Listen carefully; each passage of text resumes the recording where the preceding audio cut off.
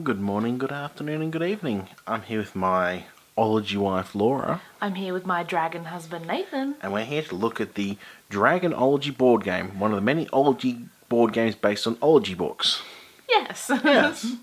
So there are books called Dragonology, Egyptology, Monsterology, and several others. Wizardology. There's a whole bunch of them. And they're nice interactive books. If you haven't heard of them, maybe Google them. They're It's almost probably like, the best idea. like a teenager busy book or something. Sure, Google them if you haven't seen them. But this is the Dragonology one, board game form. But I've got a question for you. Who will be the master dragonologist? Well, let's find out. No. So we're just going to do a review. We're not playing this because it can actually take a little while. Depends on how the game goes. Also, I've never played it. Disclaimer. Nathan has never played this, so this is going to be interesting.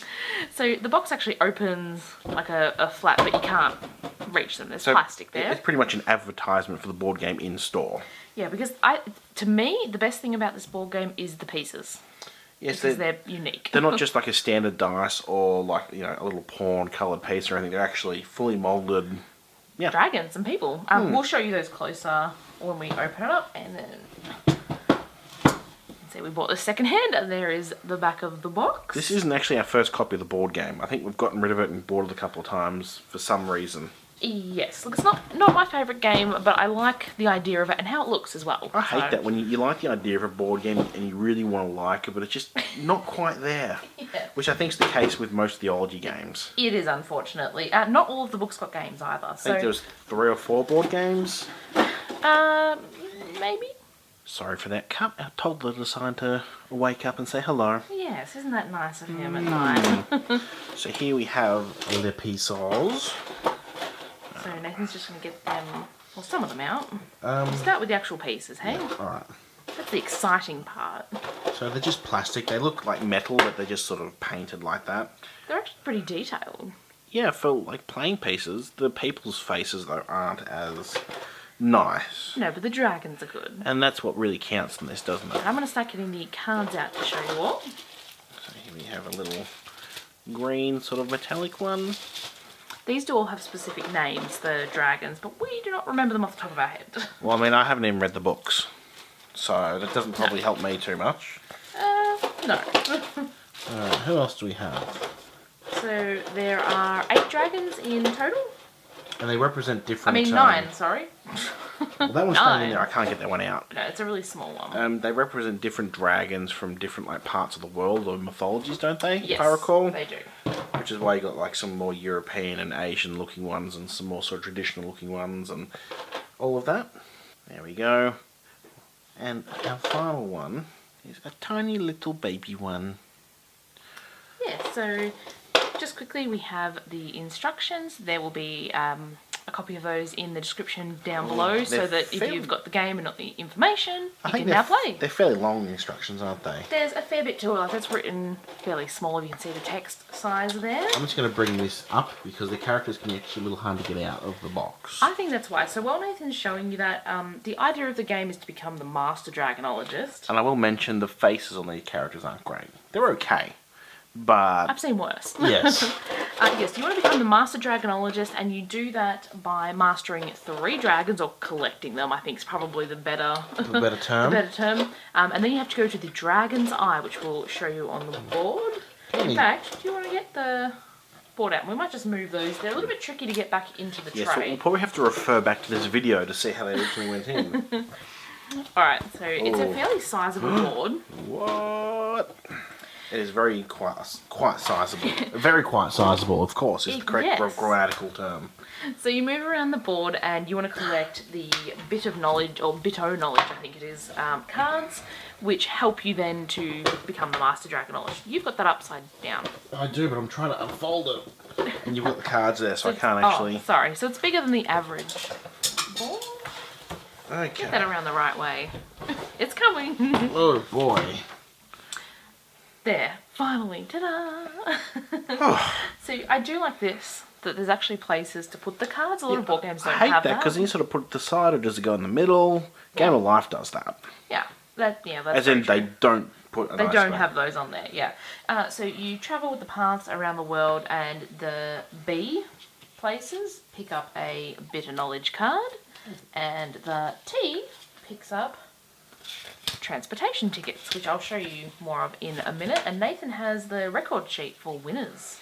Winner, winner, chicken dinner. Sure. So you can actually fill them out. As you can see, we haven't... They're pre-filled in. The dates are 1887, 1892. It hasn't been around since then. No. Alright, so the transportation tickets that you pick up on the T help you actually move around the board faster. So there are a few different Do you want to pass me the types. board game so I can sort of get maybe more of the board? The box. Oh, the box. Right, okay. Not the board game, but that's the whole sort of thing, isn't I was it? going to say, transportation tickets. Hang on, I picked up the wrong one, so Nathan doesn't knock them. So there are different methods here. You can go via the air, land, or sea, I think the other one is. And if So- without playing, and I'm to imagine the air is most likely quicker. Yes, so the air ones you can go of anywhere, because an aeroplane can fly anywhere. If you get a water ticket, you can only go via the blue from port to port, which are these That symbols. obviously makes sense. Yep. And then by land, obviously, is only within the same continent or continents that are connected via land. So here is a quick look. There's a few different ones of each. So we have an airplane, obviously one of the air methods. Steamboat. Try and flick through and see the different ones.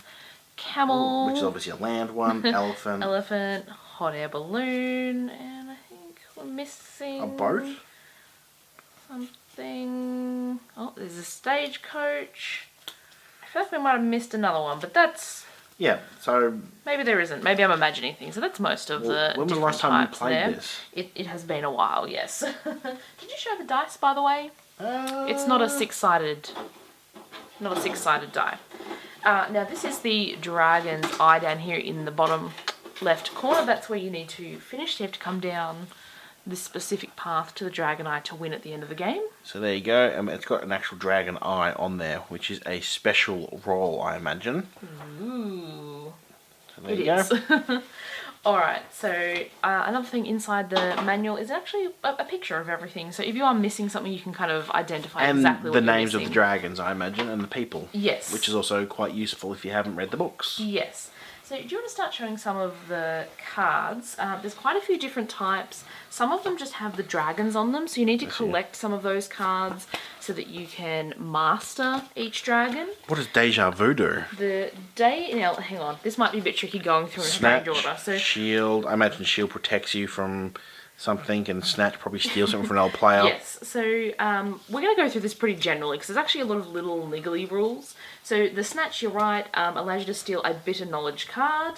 A bit of knowledge. It's not knowledge. I don't know why I'm calling it that. Hypnotize. Hypnotize, you can request a specific bit of knowledge card from another player, from a specific dragon. So if you're trying to collect a specific one, you can say, do you have this one? And then if they have it, they've got to give it to and you. if they don't have it, you go fish.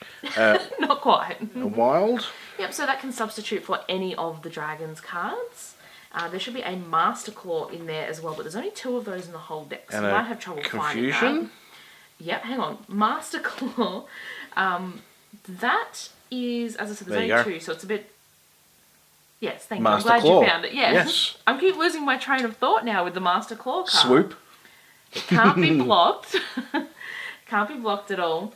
And if you land on the home of a dragon that has already been mastered, you can actually steal the cards that have been mastered by someone else from another dragonologist. So obviously that's why there's only 2. It's like Yes. it's like the draw 4 of this Otherwise, game. it's a bit too powerful. Yeah. The deja vu card you went past before. It's another turn. Pretty And simple, that one. What about swoop? Does that impact the other player? Yeah, so it can only be used after you've mastered a flying dragon. So some of them are only like land dragons, some are flying, so on and so forth. Makes sense. And then you can use your dragon to swoop and take your opponent from one continent to another. Which would really suck for them if they're right near something they need them. Exactly. There is 8 shield cards in the deck, which can stop sort of the other things happening to you aside from the Master Claw card. You can't block that one.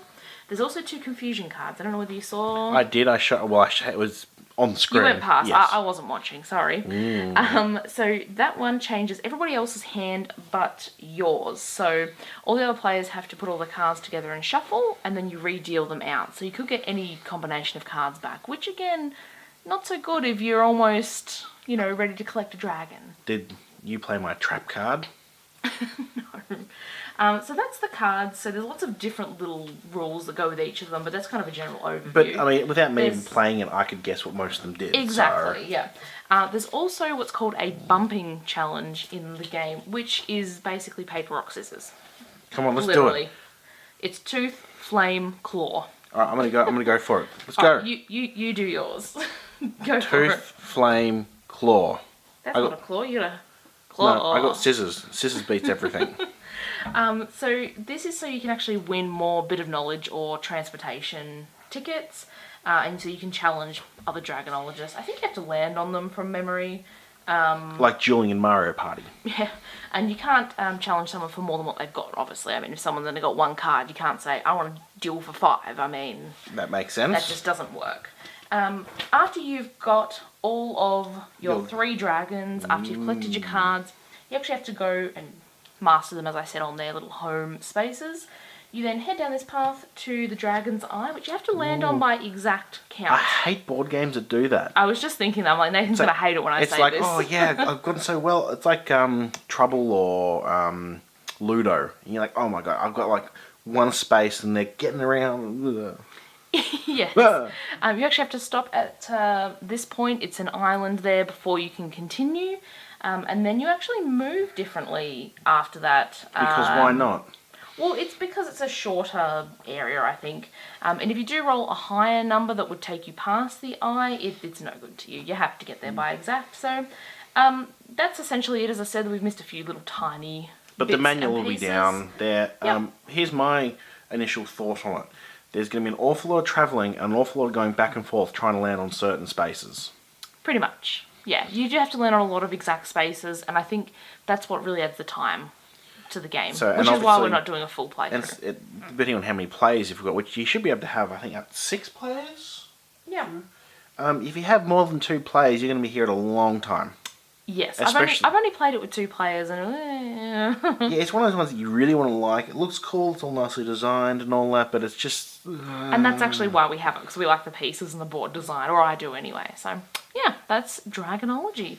If you enjoyed watching this video, give us a thumbs up. Let us know, did you have this one or any of those books, the ologies I know that we that there was at mentioned least earlier? a Wizardology board game, and there was another one. I think it was a Piratology board game as Yeah. well, but I'm not sure about the other ologies, whether they were turned into games. But let us know. Press that subscribe button. Sounds good. Thanks for watching. Bye-bye.